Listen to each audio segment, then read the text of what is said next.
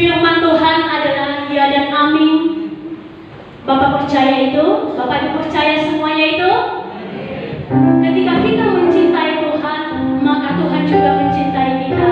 Dan firman Tuhan akan berdampak dalam kehidupan kita.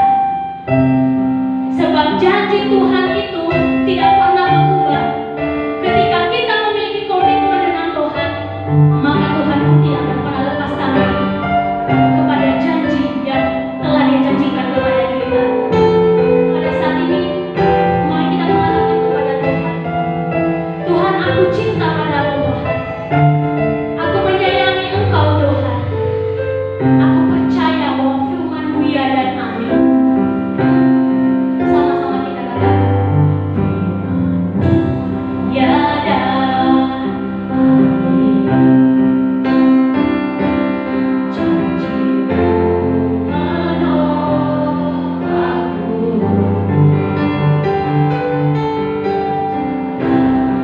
Bersama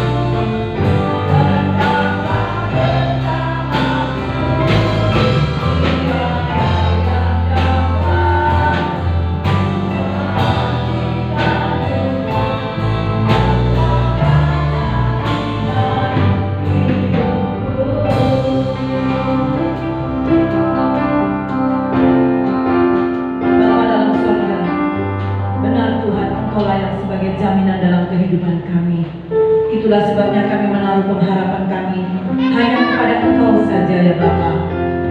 Tuhan Yesus, Engkaulah yang menjadi kekasih jiwa kami, dan Engkaulah juga yang mencintai kami semua saat ini Bapa, sehingga kami boleh datang lagi beribadah kepada Tuhan. Kembali Engkau akan memperingatkan kami melalui kebenaran firman Tuhan. Kami mengucap syukur berterima kasih buat kehadiran Tuhan di tengah-tengah kami. Tuhan, kami sudah menaikkan puji-pujian. Kiranya semua puji-pujian yang sudah kami naikkan boleh senantiasa menyenangkan hati Tuhan. WL singer musik yang sudah memandu kami, kiranya Tuhan Yesus memberkati mereka. Tibalah saatnya bagi kami akan mendengarkan kebenaran firman Tuhan. Tuhan, biarlah Kau membuka hati kami, pikiran kami, supaya kami boleh berkonsentrasi terhadap kebenaran firman Tuhan.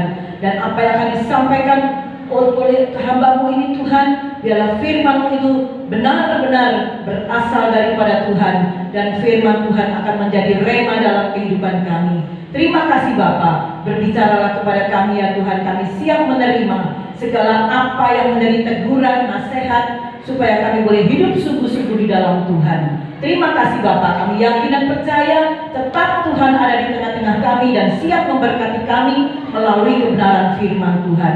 Terpujilah nama-Mu, kami akan duduk dan berkonsentrasi penuh terhadap kebenaran firman Tuhan. Di dalam nama Tuhan Yesus, kami sudah berdoa dan mengucapkan syukur. Haleluya, amin.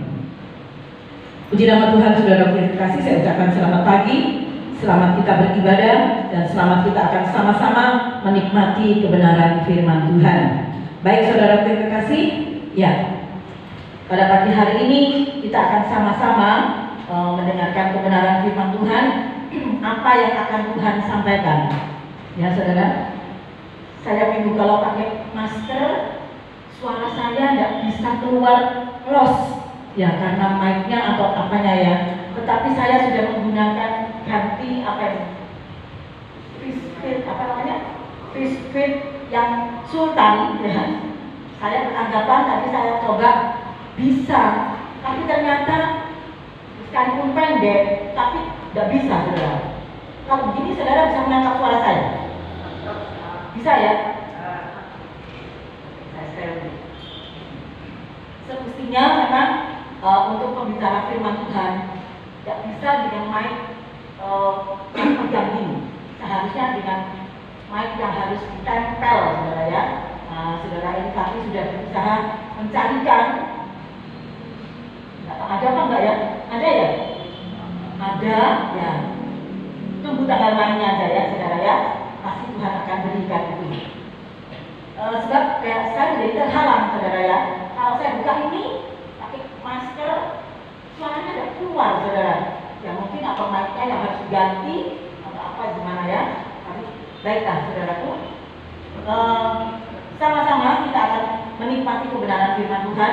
Sesi pertama, sesi kedua setelah hari kenaikan Tuhan Yesus saya sampaikan ya. Setelah kenaikan Tuhan Yesus saya sampaikan tentang Roh Kudus ya. Tentunya saya tidak membahas kembali kepada yang pertama, tetapi yang terakhir saya akan ulangi sebentar ya. Puji nama Tuhan ya saudaraku ya. Ya saudara sehat semua ya. Puji Tuhan. Saudara sukacita. Puji Tuhan. Amin ya. Ya sekarang pagi hari ini saya akan melanjutkan sesi yang terakhir tentang Roh Kudus. Sebentar saudara, saya harus ngatur. Suaranya beda lagi saudara.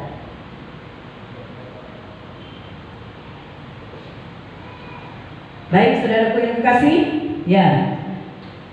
Biarlah yang menjadi keyakinan kita bahwa kita sebagai orang yang beriman kepada Tuhan Yesus Kristus, ya, yang percaya kepada Tuhan Yesus Kristus bahwa Dia adalah Tuhan dan Juru Selamat kita.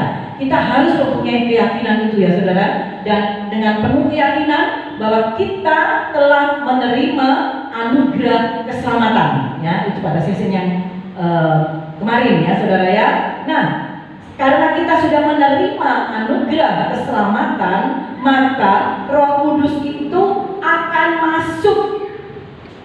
Setelah masuk, Roh Kudus itu akan diam, ya, di dalam kehidupan kita sebagai orang yang sudah percaya. Ya, saudara. Tentunya kalau kita berkata seperti itu harus ada bukti yang kuat. Di mana bukti kuat yang menyatakan itu adalah di dalam Alkitab. Ya, baik, saya akan ulangi itu untuk membaca kembali Efesus pasal 1 ayat 13-14. Itulah yang membuktikan kita bahwa kita sudah menerima Roh Kudus dan Roh Kudus itu masuk dan diam di dalam hidup kita. Jangan punya pengertian yang salah. Loh, saya belum bisa bahasa roh, tapi mana mungkin Roh Kudus itu bisa masuk. Nah, ini saudara pengertian yang salah. Jadi bukan berarti orang yang sudah dipenuhi Roh Kudus itu harus berbahasa roh. Tidak. Sekali lagi saya harus jelaskan, tidak. Karena bahasa roh itu adalah salah satu tanda, bukan satu-satunya tanda, tetapi salah satu tanda di dalam 9 karunia yang ada di dalam Alkitab. Ya, ada 9 karunia, bisa menafsirkan bahasa roh, bisa berbahasa roh, bisa macam-macam ya. Ada 9 karunia. Jadi bukan mutlak orang yang sudah dipenuhi Roh Kudus itu harus bisa berbahasa roh. Kalau belum bisa berbahasa roh, belajar. Wah, sekarang lagi ngetrennya ya saudara ya. Saya mengikuti di medsos itu. Ya, saya bukannya tidak percaya dengan bahasa roh. Bahasa roh itu ada saudara, ada. Ya, tetapi bukan untuk dipelajari. Ya, karena nanti tidak enak kalau belum bisa bahasa roh. Wah, dipikir nanti ya bagaimana ya saudara ya. Baik saudara, mari kita membaca Efesus pasal 1 ayat yang ke-13 sampai 14 yang membuktikan bahwa kita adalah sudah dipenuhi oleh Roh Kudus. Nah, saudara harus tahu juga siapa Roh Kudus itu. Roh Kudus itu hanya sisi pertama ya saudara ya. Roh Kudus itu adalah Tuhan Yesus Kristus sendiri. Baik, kita akan membacanya.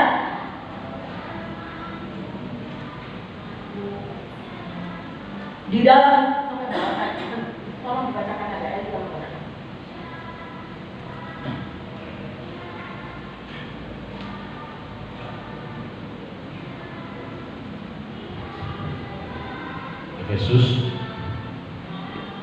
Efesus pasal 1 ayat 11 ayat 13 sampai 14. Demikian firman Tuhan. Di dalam Dia kamu juga, karena kamu telah mendengar firman kebenaran, yaitu Injil keselamatan. Di dalam Dia kamu juga, ketika kamu percaya, dimateraikan dengan Roh Kudus yang dijanjikannya itu. Dan Roh Kudus itu adalah jaminan bagian kita sampai kita memperoleh seluruhnya, yaitu penebusan yang menjadikan kita milik Allah untuk memuji kemuliaannya. Amin. Ya. Jadi saudara, inilah bukti. Ayat ini adalah bukti. Ayat ini adalah membuktikan bahwa kita sudah menerima Roh Kudus. Roh Kudus itu sudah masuk di dalam hidup kita. Kapan itu terjadinya? Nah, ini sekarang ya, dalam ayat ini dikatakan ketika kita mendengar kebenaran Injil keselamatan dan ketika percaya dan menerima Tuhan Yesus Kristus sebagai juru selamat kita secara pribadi, ya. Ketika kita dibaptis sebagai kelahiran kembali menjadi hidup miliknya Allah. Jadi sekarang saudara kita ini hidupnya miliknya Allah. Ketika itulah kita dimateraikan dengan Roh Kudus. Haleluya, ya. Roh Kudus yang dijanjikan oleh Allah kepada kita. Itulah janji Allah. Janji Allah itu adalah ya dan amin. Ya, saudara. Jadi kita harus yakin ya bahwa ketika kita percaya, ketika kita menerima Injil keselamatan, ketika kita menjadi miliknya Allah, kita menjadi anaknya Allah, maka Roh Kudus itu masuk dan termaterai dalam kehidupan kita. Sekarang sisi yang terakhir, lanjutannya adalah sekarang bagaimana sikap kita sebagai miliknya Allah, bagaimana sikap kita sebagai anaknya Allah, sebagai anak Tuhan terhadap Roh Kudus. Bagaimana sikap kita? Apakah kita biarin naik acuh naik, Roh Kudus mau masuk kek, mau ada kek, terserah. Tetapi saudara, kita harus meyakini bahwa Roh Kudus itu ada dalam hidup kita. Siapa Roh Kudus? Roh Kudus adalah Tuhan Yesus Kristus sendiri. Jadi kita harus yakin ketika kita percaya Tuhan Yesus masuk dalam hidup kita. Ya, puji nama Tuhan. Dan saudara, ketika Yesus sudah masuk dalam hidup kita, sekarang bagaimanakah sikap kita sebagai anak Allah, sikap kita terhadap Tuhan Yesus yang ada dalam hidup kita ini? Bagaimana sikap kita? Kita membaca dalam Roma pasal 8 ayat yang ke-9, ya. Nanti ada beberapa ayat yang memang tidak saya bacakan karena mengingat waktu. Roma pasal 8 ayat yang ke-9, demikian bunyi firman Tuhan. Saudara dapat melihatnya di layar LCD. Tetapi kamu tidak hidup dalam daging, melainkan dalam roh. Rohnya besar, ya. Jika memang roh Allah diam di dalam kamu, tetapi jika orang tidak memiliki roh Kristus, ia bukan milik Kristus. Ya. Jadi bagaimana sikap kita terhadap Roh Kudus? Bagaimana sikap kita terhadap Yesus Kristus yang ada dalam kehidupan kita? Dikatakan kita kalau kita hidup dalam daging, kita bukan miliknya Allah. Jadi kita tidak boleh hidup di dalam daging, saudara. Ya, jika memang Roh Allah, Roh Kudus itu diam dalam hidup kita, kita tidak boleh hidup menuruti kedagingan kita. Ya, saudara, dalam Roma pasal 8 ayat yang ke-13, kalau kamu menuruti kedagingan, firman Tuhan katakan kalau kamu menuruti kedagingan kita, maka firman Tuhan katakan kamu akan mati. Apa mati di sini? Mati yaitu tidak menerima hidup yang kekal. Kalau kamu menuruti kedagingan kita, ya saudara. Kalau kita masih hidup dalam kedagingan, perlu dipertanyakan apakah Kristus, apakah Roh Kudus itu ada dalam kehidupan kita. Ya, kalau kita masih hidup dalam daging. Ya, saudara, mungkin saudara ingin bertanya, apa sih keinginan daging itu? Keinginan daging itu apakah karena suka makan daging? Tidak, saudara ya. Kita harus melihat referensi dari Alkitab tentunya. Apa sih keinginan daging? Keinginan daging itu adalah, kalau buah-buah roh di situ sudah tercantum ya saudara ya. Tapi keinginan daging itu apa saudara? Mungkin saudara ingin tahu. Mari saudara kita buka Galatia 5 pasal 19 ayat yang ke-21. Nah, disitulah keinginan daging. Mari kita akan cocokkan. Apakah kita masih ada salah satu di antaranya itu? Kalau ada, mari saudara kita ubah, kita bertobat kepada Tuhan. Ya, karena kita tidak boleh hidup di dalam kedagingan. Apa sih kedagingan itu? Mari kita akan melihatnya. Galatia 5 ayat 19 dan 21. Mari kita akan lihat satu-satu. Loh, saya masih ada di situ. Oh, saya masih di situ. Nah, mari kita akan mengintrospeksi diri dengan Alkitab. Mari kita melihatnya. Perbuatan daging telah nyata, yaitu, nah ini perbuatan daging ya saudara ya. Perbuatan daging telah nyata yaitu percabulan, kecemaran, hawa nafsu. Saudara cocokkan ya. Apakah saudara berada di situ? Lanjut. Penyembahan berhala, sihir, perseteruan, perselisihan, iri hati, amarah, kepentingan diri sendiri, percideraan, roh pemecah. Oh, sampai 21 ya. Kedengkian, kemabukan, pesta pora dan sebagainya. Terhadap semuanya itu kuperingatkan kamu seperti yang telah kubuat dahulu, bahwa barang siapa melakukan hal-hal yang demikian, ia tidak akan mendapat bagian di dalam kerajaan Allah. Nah, ini saudara. Jadi yang namanya kedagingan tadi, nah saudara lihat sendiri, ya. Mungkin kayak penyembahan berhala, oh saya tidak. Tapi di situ tadi ada dengki ya tadi ya. Nah itu, saudara, apakah saudara masih menyimpan kedengkian? Nah, segera perbaiki. Terus mabuk, apakah saudara di sini ada yang mabuk? Tidak ada ya. Pesta pora dan sebagainya. Atau yang sebelum-sebelumnya marah, tadi ada marah ya saudara ya. Nah, saudara marah. Anak Tuhan, orang Kristen, boleh nggak marah ya saudara? Boleh ya? Kalau marah nah nggak boleh, ngerti ya saudara ya? Jadi mungkin ada beberapa di antara tadi yang sudah kita baca, kita masih ada di dalamnya itu. Nah saudara, ayo kita minta ampun sama Tuhan, kemudian kita bertobat ya. Puji nama Tuhan. Memang sih kalau kita melihat dalam pribadi kita masih rentan sekali, dan hal-hal yang ada di dalam kedagingan itu masih bisa kita melakukannya karena itu rentan sekali dalam kehidupan kita ya saudara. Tetapi mari Tuhan selalu memberikan kesempatan kepada kita mau minta ampun, kita mau bertobat, kemudian kita mengadakan pemberesan dengan Tuhan. Bukan aja minta ampun saudara, ketika kita minta ampun sama Tuhan ampuni saya, terima kasih Tuhan buat pengampunan. Memang Tuhan dengar. Tapi ingat, saya pernah menyampaikan, ketika kita minta ampun kepada Tuhan, kita harus memperkatakan apa yang menjadi kesalahan kita. Bukannya Tuhan tidak tahu ketika kita ngomong Tuhan ampuni saya, bukannya Tuhan tidak tahu apa yang menjadi kesalahan kita. Tuhan tahu, tapi kita harus memperkatakannya. Tuhan ampuni saya baru mencuri ayam. Misalnya seperti itu. Tuhan ampuni saya telah menempeleng istri saya. Tuhan ampuni saya telah menyakiti suami saya atau istri saya atau anak saya. Itu diperkatakan saudara. Ya baik saudara ya, maka Tuhan akan mengampuni kita ya. Sekarang saudara, bagaimana sikap kita?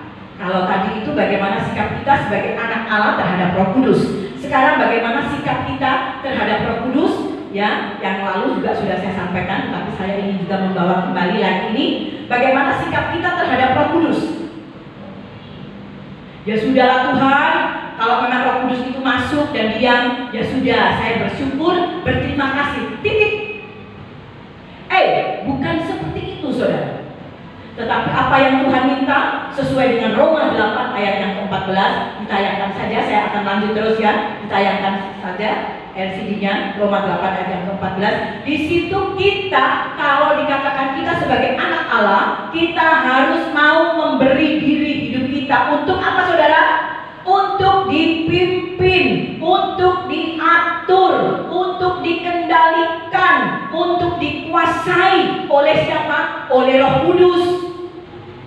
Bukan kemudian kita berkata, Roh Kudus, biarin aja, aku mau semau gue, aku mau seenaknya sendiri. Enggak bisa seperti itu saudara. Tetapi kita mau membawa diri hidup kita, ya, kita memberi dalam hidup kita ini, kita mau dipimpin oleh Roh Kudus. Jadi Roh Kudus yang akan memandu kita. Ini tidak boleh. Ini harus kamu lakukan.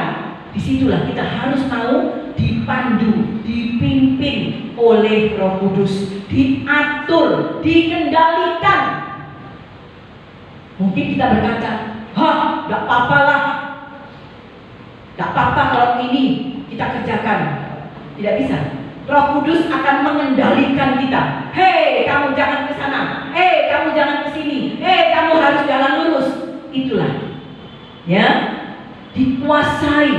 Jadi hidup kita ini dikuasai oleh Roh Kudus. Ya, itulah sikap kita terhadap Roh Kudus. Roh Kudus akan mengambil peran aktif dalam hidup kita ini, saudara ya. Roh Kudus bekerja menguasai hidup orang percaya. Jangan kita berkata, jangan Roh Kudus, jangan kuasai saya. Kalau Roh Kudus masuk, silakan. Roh Kudus berdiam, silakan. Tapi jangan ngatur-ngatur ya. Jangan mimpin-mimpin ya. Jangan mengendalikan saya ya. Itu saudara, itu tandanya kita memberontak kepada Roh Kudus. Itu tandanya kita memberontak kepada Tuhan Yesus yang ada di dalam kehidupan kita. Itu tidak boleh. Ya, puji nama Tuhan. Jadi Roh Kudus bekerja menguasai hidup orang percaya. Jangan hidup kita ini apa ya saudara? Memperkulah hidup kita dengan hal-hal duniawi. Waduh, ini sangat bertentangan. Tuhan tidak mau ulah kita seperti orang duniawi. Saya tidak usah memberi contoh ya saudara ya. Saudara akan tahu sendiri bagaimana contohnya kehidupan orang duniawi. Kita tidak sama saudara, hidup kita dengan orang duniawi. Kita masih hidup di dalam dunia, tapi cara hidup kita, pola pikir kita tidak sama dengan orang duniawi. Kita harus tampil beda dengan orang duniawi, ya. Puji nama Tuhan. Nah, sekarang untuk apa, peran apa Roh Kudus itu dalam hidup orang percaya? Apa sih perannya Roh Kudus? Untuk apa sih Roh Kudus itu dalam kehidupan kita? Sesuai firman Tuhan. Kembali lagi semua itu ada tercatat dalam firman Tuhan. Ya, saudara-saudara catat aja di dalam sebagai penghibur ya saudara ya. Roh Kudus itu sebagai penghibur di dalam kehidupan kita. Itu terdapat dalam Yohanes 16 ayat yang 17. Tidak usah dibaca ya saudara. Saudara bisa catat itu bahwa dalam Yohanes 16 ayat yang ke-7 di situ dikatakan bahwa Roh Kudus itu sebagai penghibur. Nah, ada juga dalam satu pujian apa itu ya? Pujian El Shaddai. Tak usah apa pertamanya? Tak usah ku takut, Allah menjagaku. Tak usah ku bimbang, Yesus peliharaku. Terus tak usah ku susah. Terus apa jawabannya? Roh Kudus hiburku. Nah itu saudara, Roh Kudus yang menghibur kita. Suami, istri, anak, sahabat tidak bisa menghibur kita sampai seutuhnya. Hamba Tuhan, gembala sidang tidak bisa memberikan penghiburan yang seutuhnya. Tetapi Roh Kudus yang ada dalam hidup kita, itulah yang memberikan penghiburan. Kemudian dalam Yohanes 14 ayat yang ke-26, Roh Kudus akan mengajar dan akan mengingatkan kita untuk kita melakukan firman Tuhan. Apa maksudnya saudara? Ketika iblis mendakwa, saudara ingat ya saudara, iblis itu ada selalu di sekitar kita dan dia berusaha selalu mendakwa kita. Apa mendakwa ya? Menuduh kita. Bahasa Jawa, saya mau bahasa Jawa apa? Roh Kudus itu mengarani kita, mengarani ya. Mendakwa kita, mengarani kita, menuduh kita. Kamu itu loh, wis tidak apa-apa, gini-gini tidak apa-apa kamu melakukan itu. Kadang-kadang iblis itu mendakwa kita. Nah, saudara yang terkasih, kalau Roh Kudus itu aktif dalam hidup kita, berperan aktif, maka ketika iblis mendakwa, tidak apa-apa kamu melakukan itu, wis itu aja tidak apa-apa kok, tidak apa-apa. Ketika iblis mendakwa kita, tidak apa-apa, ayo kerjakan itu. Disitulah maka alarm Roh Kudus yang ada dalam hidup kita akan berbunyi. Ya, alarm itu akan berbunyi, tweet ya, tidak bunyi tweet ya saudara ya. Tapi alarm itu yang akan mengingatkan kita, berbunyi kepada kita. Jangan kau lakukan, jangan kau berbuat. Nah, itulah adanya Roh Kudus di dalam kehidupan kita. Ya. Nah, saudara, ada banyak sekali ya saudara peran Roh Kudus itu memberikan kekuatan, apa banyak sekali. Ya, saya hanya ambil dua, menghibur dan mengajar dan mengingatkan kita. Ya, baik. Sekarang saudara, bagaimana kita melihat tanda orang yang dipenuhi Roh Kudus atau Roh Kudus diam dalam hati orang percaya? Saya akan memberikan contoh saja yang paling gampang ya. Misalnya Bapak Elifati, nah gitu ya, dia orang yang sudah dipenuhi Roh Kudus ya saudara ya. Ada Roh Kudus di dalamnya. Sekarang bagaimana kita melihat Elifati ini betul-betul Roh Kudus itu diam dalam kehidupannya dan apa ciri-cirinya? Nah saudara begitu ya. Apa sih ciri-cirinya kalau Roh Kudus itu ada dalam hidup kita? Mungkin orang dunia berkata seperti ini. Itu loh orang itu ke gereja, tiap minggu ke gereja, wah aktif sekali melakukan ini, melakukan itu. Nah kok hidupnya kayak gitu ya? Nah itulah saudara, kadang-kadang dipertanyakan. Tetapi karena orang kalau penuh Roh Kudus itu punya ciri-ciri saudara, punya tanda-tanda, ya sepak terjangnya bisa dilihat. Kita ini suratan yang terbaca. Oh gitu kok ada Roh Kudus, ya mana kok sifat kelakuannya kok seperti itu? Wah tidak cocok itu, tidak ada Roh Kudusnya. Tapi kita tidak boleh menghakiminya saudara ya. Kita jangan sekali-kali menghakimi seseorang. Oh ini loh tidak ada Roh Kudusnya, buktinya orang itu sifatnya begini. Oh itu loh tidak ada Roh Kudusnya karena sifatnya begitu. Jangan menghakimi saudara. Ya, apa ciri-cirinya dan apa tanda-tandanya? Nah, mari kita baca Efesus 5 ayat 18 sampai 21. Inilah ciri-cirinya orang yang ada Roh Kudusnya.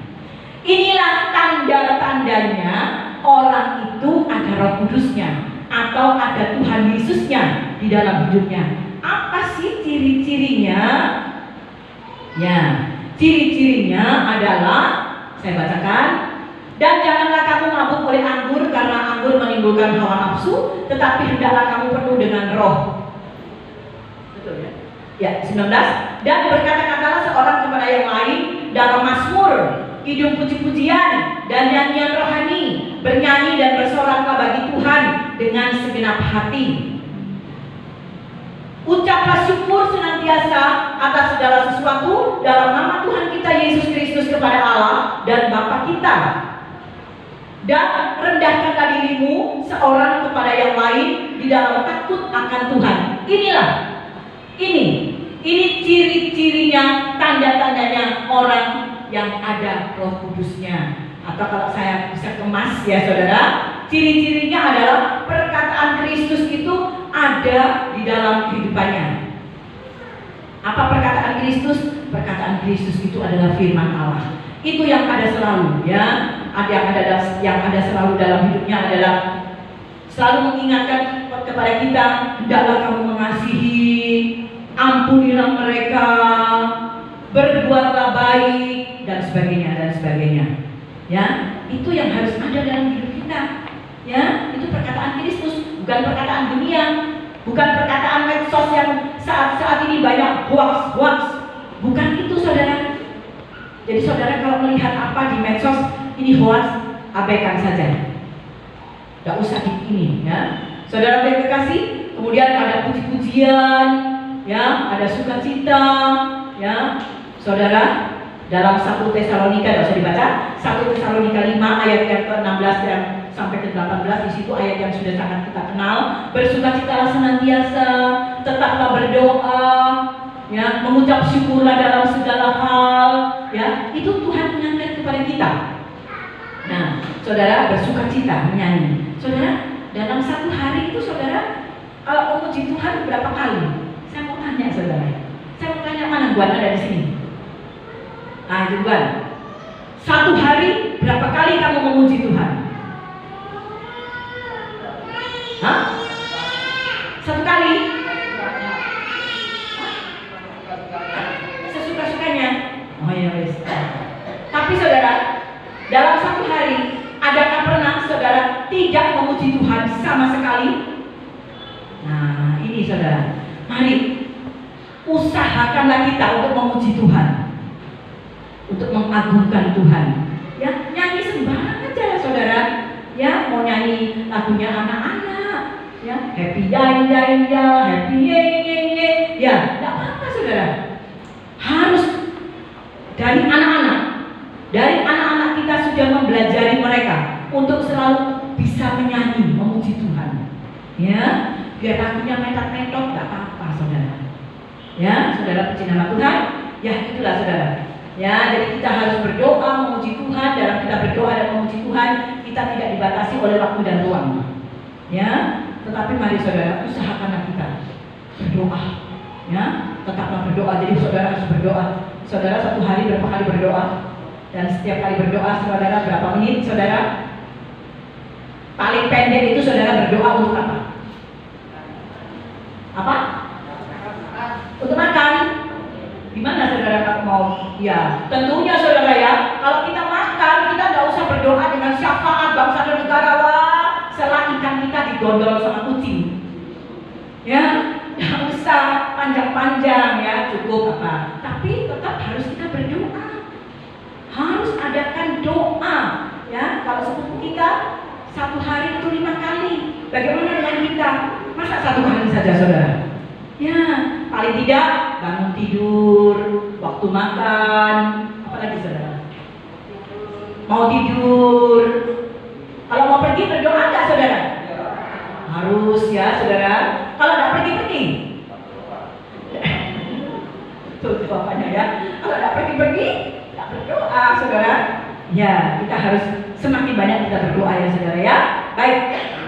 Berdoa itu di tengah situasi kondisi apapun. Saudara capek, saudara sibuk, saudara sumpah, sempatkan waktu untuk berdoa. Memang acap kali, aduh capek, apalagi kalau bangun pagi, sik nanti aja berdoanya. Ya, saya pernah loh saudara, saya harus mengaku di hadapan Tuhan. Saya pernah saudara, sik nanti ayo doa nih, kebablas sampai siang sampai sore. Nah, tidak ada doa pagi saudara. Ya saudara, inilah manusia. Kemudian mengucap syukur dalam segala hal. Inilah ciri-ciri orang yang hidup dan dikuasai oleh Roh Kudus. Nah, yang terakhir sebagai klimaksnya saudara ya. Apa sih ciri-cirinya? Apa sih tanda-tandanya? Ya. Yang terakhir ini, harus dalam hidupnya ada buah-buah apa saudara? Buah-buah roh. Buah-buah roh itu berapa saudara dan apa saja saudara? Hafal? Silahkan menoleh ke tembok kiri saya. Nah, yang pertama adalah apa saudara? Kasih. Kenapa kok kasih yang pertama? Dan kenapa yang paling terakhir itu adalah pengendalian diri? Kenapa? Sudah disusun, sudah diatur itu. Tidak boleh dibolak-balik saudara ya. Kasih, karena Allah itu adalah kasih. Kasih itu adalah yang mutlak pertama dan harus dikunci dengan yang terakhir, pengendalian diri.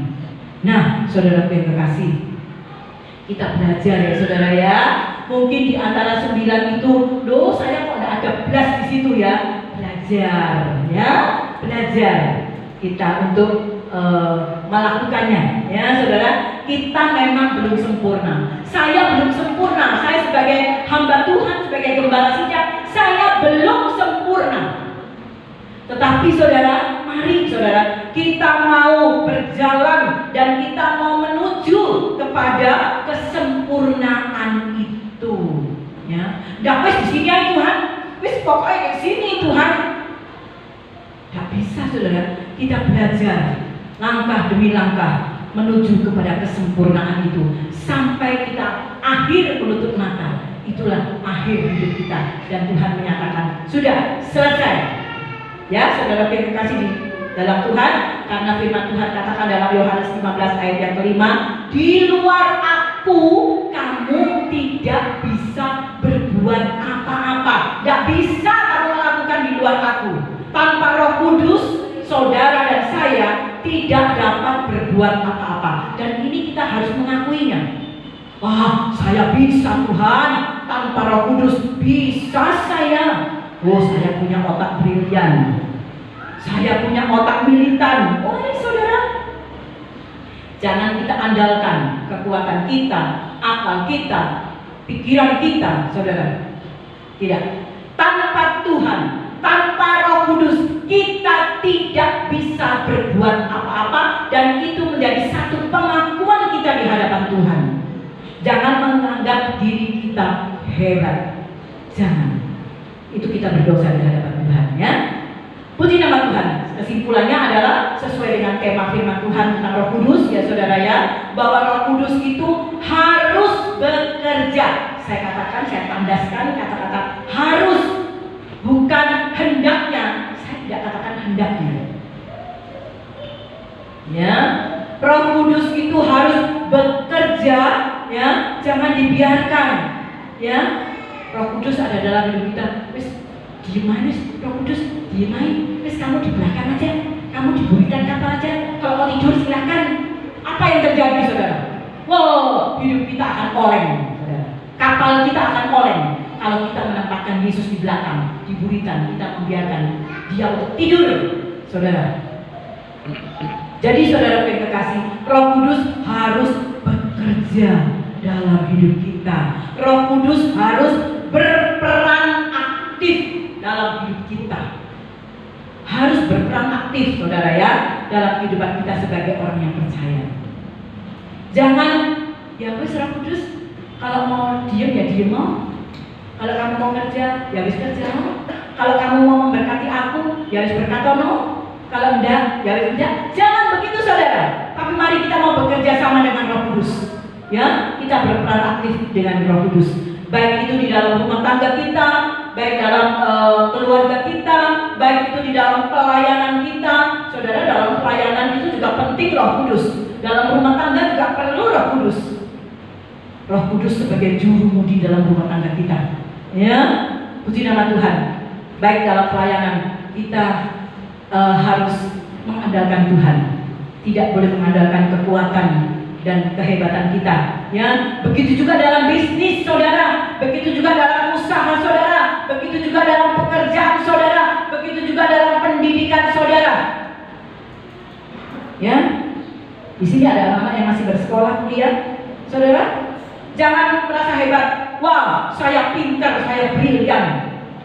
Tanpa Roh Kudus, saya pasti nanti dari S1, S2, S3, S4 dan S selanjutnya, saudara. Tanpa Tuhan, saudara nggak bisa. Libatkan Tuhan dalam bisnis saudara, dalam usaha saudara, dalam pekerjaan saudara. Apapun itu semua, kita mau melibatkan Tuhan. Aduh, bisnis saya cuma kecil-kecilan kok. Usaha saya ini cuma kecil-kecilan kok. Saya bisa. Terus gak pakai Tuhan gak apa-apa. Saudara yang kekasih di dalam Tuhan, semua yang menjadi aktivitas kegiatan kita setiap hari, kita harus libatkan Tuhan dalam doa pagi, saudara. Saudara, kita minta supaya Tuhan yang berperan aktif dalam semua pekerjaan kita. Kita mau melibatkan Tuhan, ya.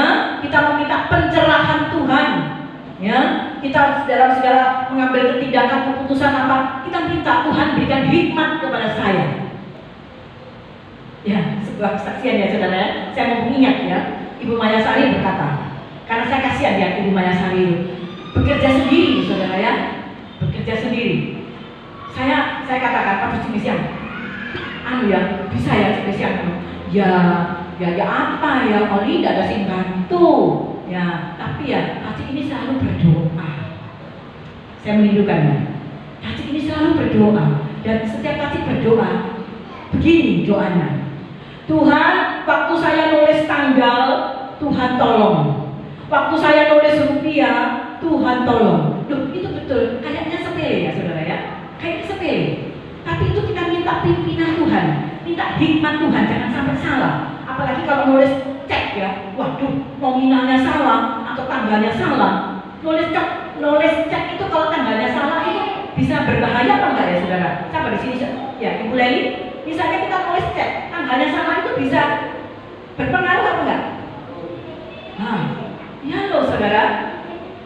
Makanya minta sama Tuhan hikmat, pencerahan, ya, supaya dalam seharian kita bekerja itu, supaya kita bekerja dengan baik. Andalkan Roh Kudus, andalkan Tuhan Yesus, utamakan, prioritaskan Tuhan Yesus Kristus di dalam segalanya. Menomorsatukan, mengutamakan di atas segala yang terutama.